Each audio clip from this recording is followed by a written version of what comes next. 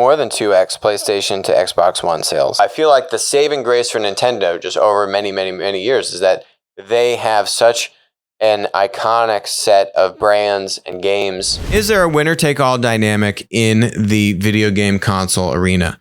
To this article a couple days ago, Sony has sold 100 million PlayStation 4s. Digital download sales have now overtaken physical discs. Not surprising. They sold 3.2 million PlayStation 4s in the last quarter and passed the 100 million threshold. It took them 5 years and 7 months to reach this milestone, in less than 3 years to hit 50 million.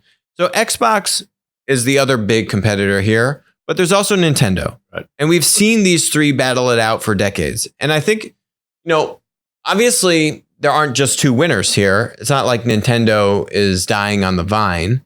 I think Nintendo's done okay for themselves.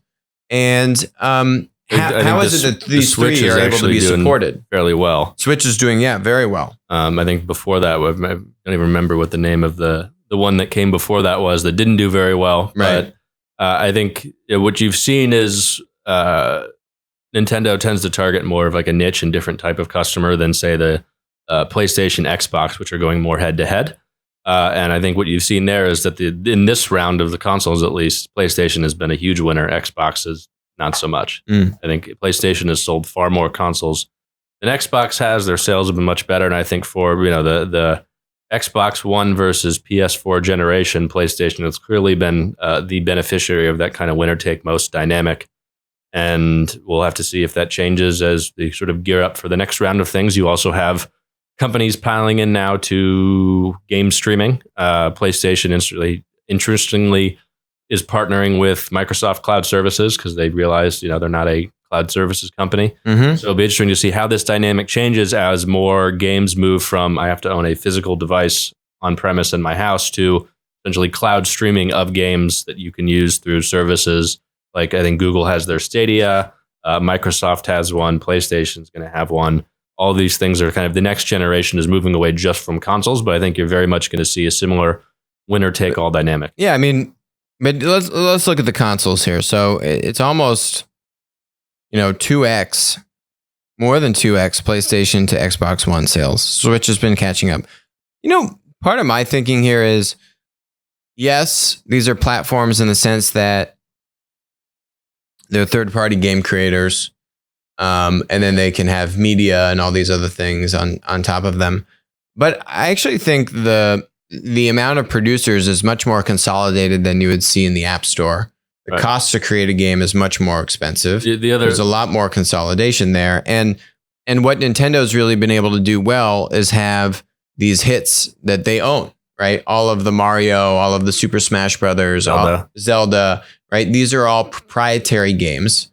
And I feel like the winner take all dynamic in video games is very strong. And if you can own those titles, I mean, that's what with the unique content, right? Unique content. And if the platform can own those hits, then it grossly puts them ahead. The Xbox previous version, right, blew everyone away when it owned Halo. Yep. And it bought Bungie. And that was a smash success game. So looking at the next generation, I think is going to launch with Halo Infinite or whatever the next game is called. They're going back to the same script. Get back into the well there.